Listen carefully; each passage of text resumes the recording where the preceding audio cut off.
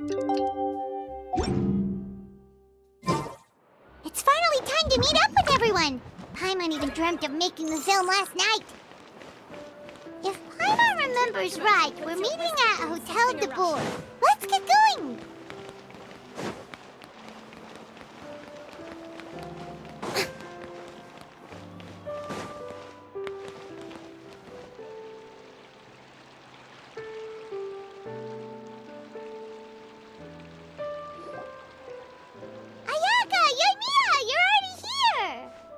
Good morning. Xavier said yesterday afternoon went well. Yeah, and how about you, Ayaka? What were you up to yesterday? After we split up, Ayato went to see G.I.X Nervillette at the Palais Marmonia. I was originally thinking of going with him, but he said he could manage it himself. He told me to go see the sights around Fontaine and to enjoy the local culture. So I rode the aqua bus with Yoimiya and visited the opera house on Aranias Island. Yeah, you wouldn't believe what we saw there! 2 mechanical puppets that were dancing together! You've already seen them, right? Yeah, those two! Amazing, aren't they? We sat and watched for quite a while. It was mesmerizing. Like we could keep watching them forever.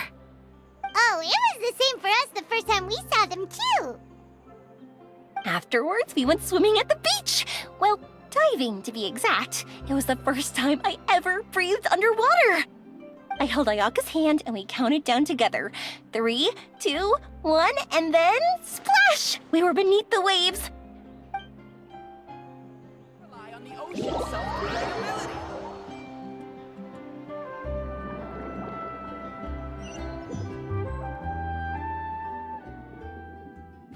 At first, I didn't dare to open my mouth. But once I couldn't hold my breath any longer, I decided to take a big breath in. Turns out the water wasn't as salty as I imagined. It didn't really taste like anything at all. Before I knew it, I was breathing like normal down there. It was an amazing feeling. Ayaka said I was too nervous and needed to loosen my grip. She got used to everything way faster than I did. I knew that the Traveler could do it, so I had no doubt we could do it too. That helped me feel at ease as soon as we dove in. The underwater world in Fontaine truly is beautiful. I love seeing the romaritime flowers blossoming underwater, like little candles lighting up the streets at night. Yeah, and there were so many creatures that we've never seen in Inazuma. Like those fish that shimmer like a sword blade. Whoosh! Oh, and those big fish that call when they see people. Ooh. Oh, you mean hunter's rays and blubber beasts. I just love the name Blubber Beast. Just wait till Pops and the others hear about this. They probably won't believe a word I say.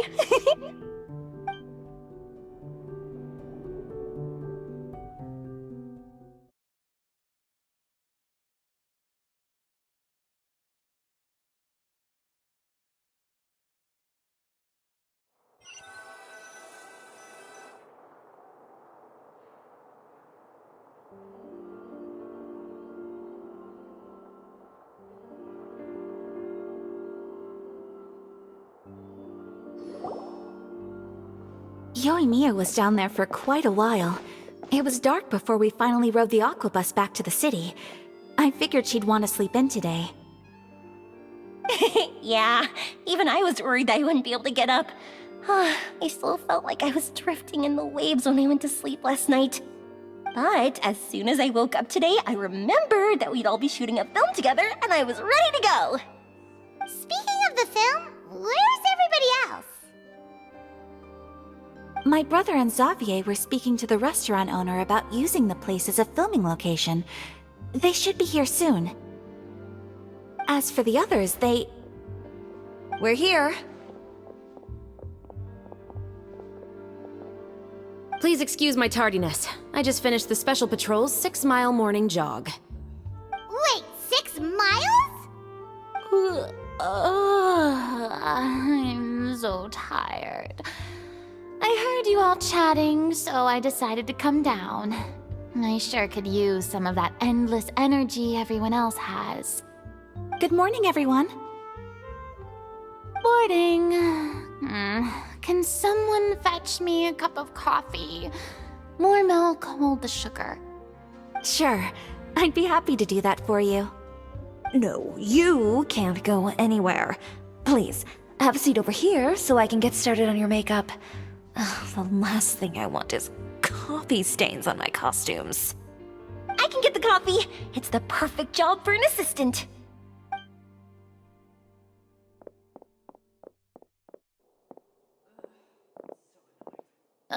So much energy. Seriously, what's her secret? Oh, Yoimiya's always like that. But you sure look exhausted, Farina. It's because you're not used to waking up so early, huh? Of course not. I spent the whole night reading the novel from cover to cover, marking sections that either need to be omitted or adapted. Wow, Paimon didn't expect you to be so thorough. Well, I was the biggest star in all of Fontaine after all. It takes more than just a pretty face to earn a reputation like that.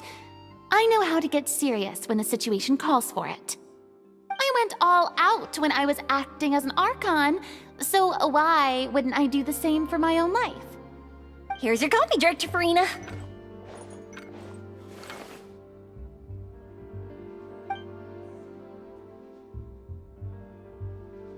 Oh, thank you. The sound of being called director and the aroma of coffee feels almost as refreshing as hearing the birds chirping in the morning. It seems everyone has managed to arrive on time. We've reached an agreement with the restaurant owner. We are free to use the second floor to shoot our film. Really? That's great! He is really looking forward to our film and hopes that providing his restaurant as a filming location will attract more customers. Well then, Mr. Xavier, I'll leave the rest to you. Okay, thanks. First, I'd like to introduce our new members.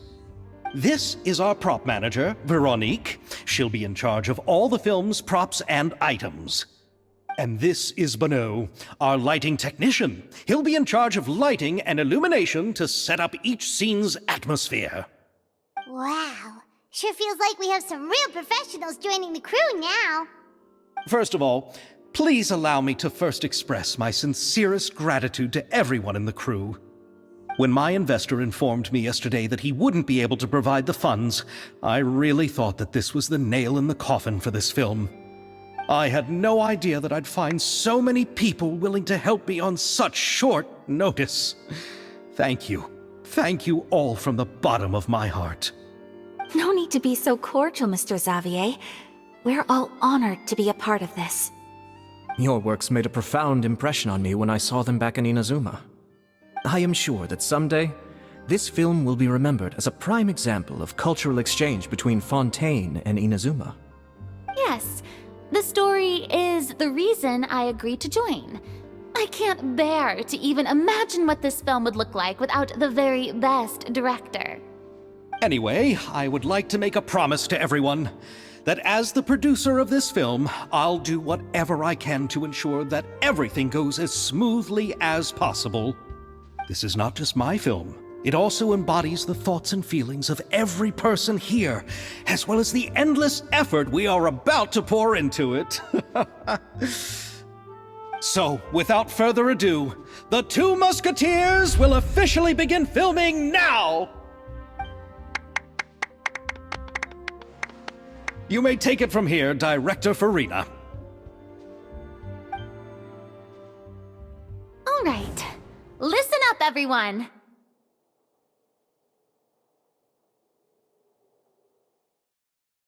The first scene takes place when the two young musketeers are living at the Baron's home, still unaware of all that is about to happen to them. We'll need props and lighting to set the scene. Our lead actors can go get their makeup done, and extras, please take this time to go over your positions. Whoa, Seems Farina's really kicking things into gear as the director. Is everyone clear? I don't want anyone traipsing around the set like umbrella finches.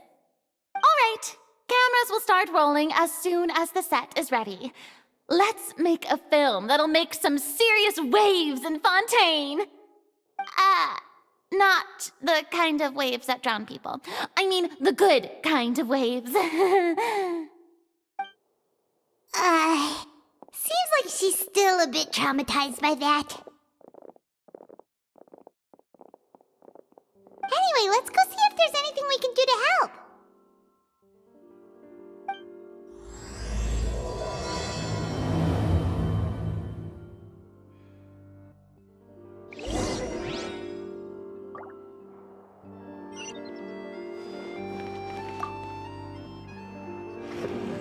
How about here?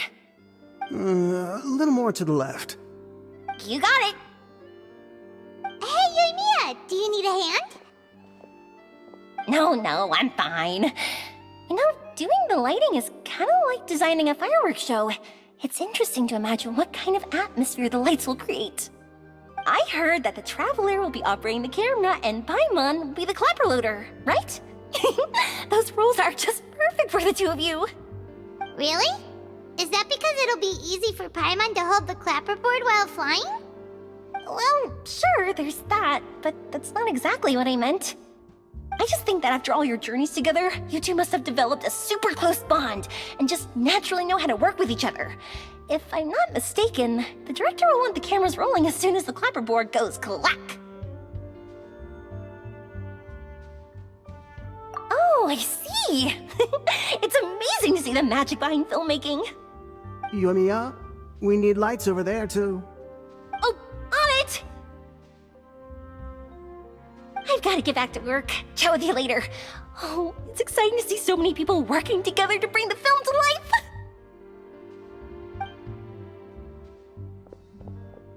Seems like Yamiya's really getting into it. But she was right. We do have a super close bond, don't we? Paimon's really happy to hear that.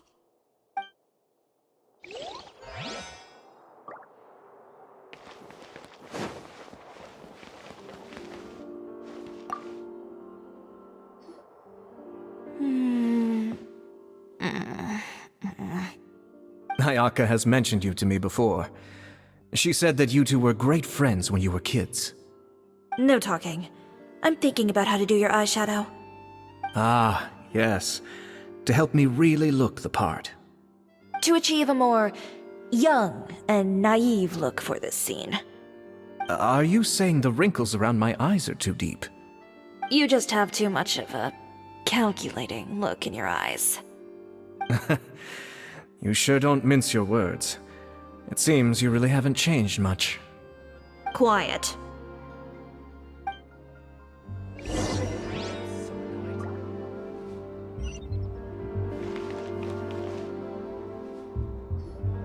So, this is a real musket? No, it's just a prop weapon. Not bad. Have you seen a real musket before? Only in books and newspapers. I made this one based on the relative shape and proportions I saw in reference images. When we're filming, some special gunpowder will be applied around the muzzle, which will help create the flash and smoke effects of a real gun being fired. Which means it'll be up to the actors to portray the recoil. That's right. The sound effects for gunshots will also be added in post-production. Thank you, Veronique. I think I know where to start now. However, the musket's gears and firing pin could still use some work. Adding some wear on the metallic components will make them appear more realistic. Also, be sure to rub the muskets with some oil each time before we start shooting. That'll give the impression that the firearms have been well maintained. Good point. You seem to know a lot, Miss Chevres. I assume you use these types of firearms on a regular basis? Yes, I perform routine maintenance on my weapons every day. Just like we as people need to eat and sleep, muskets need to be cleaned and maintained. I also perform similar care for my sword every day, and familiarize myself with its shape and weight, to the point where it feels like a natural extension of my body. Yes, this way, Our weapons will never betray us in the heat of battle. Yes, well said. It seems we have the same philosophy on this topic. Oh, sounds like they found a common interest to talk about. Though these props differ from the muskets I use, I can still give you some pointers. Good. I look forward to your instruction. First and foremost, never point the weapon at anyone, regardless of whether it's a real or prop weapon or whether you're holding it or it's on the table. This holds for any time when you're not actively engaging an enemy. Okay, understood. When aiming the musket, extend your arm so that it's level with your shoulder, and use your eye to look down the weapon's sights. Like this? Not bad.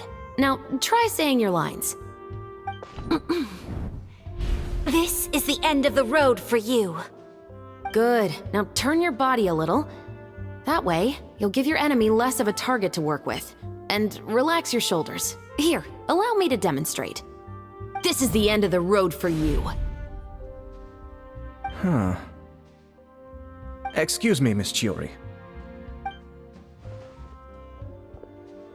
Director Farina, there's something I wish to discuss with you. Oh? What is it?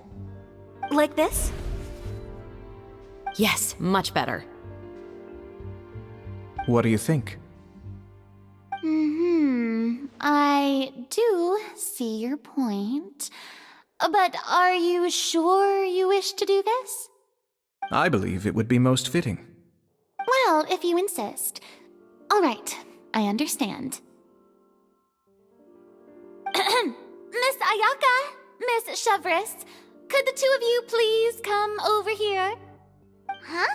What's going on? Are we gonna start filming now? Let's go see. What is it? I have a question for you, Miss Chevres. Would you be willing to play the role of a musketeer? What? To clarify, I would like to turn over my role to Miss Chevres. But brother... Don't worry, Ayaka. I actually view this as a good thing. I was becoming troubled trying to set aside some time to speak to the staff at the Palais Mermonia. I would like to have some conversations about the cultural exchange between our two countries, and I've heard that the bureaucratic process here can get rather complicated. Now, I will be able to focus on my work. Besides, you also know that I'm not really one for public performances. Are you really sure? From a director's point of view, I also felt like the relationship between the two musketeers in the original story could be improved. The older brother in the story plays the lead role with his overbearing character, but this causes his character to overshadow that of his sister, and the theme of the two supporting and relying on each other isn't conveyed very well. But if we were to change the siblings to two sisters of a similar age, then that aspect of the story might come through more clearly. Also, I've seen you instructing Ayaka. That cold and dignified personality is exactly what we need for the older musketeer. Of course, even with all these insights, the decision should still be made by Miss Chevres. Chevres mentioned that she really likes the story, right? Paimon bets that she'll take the role.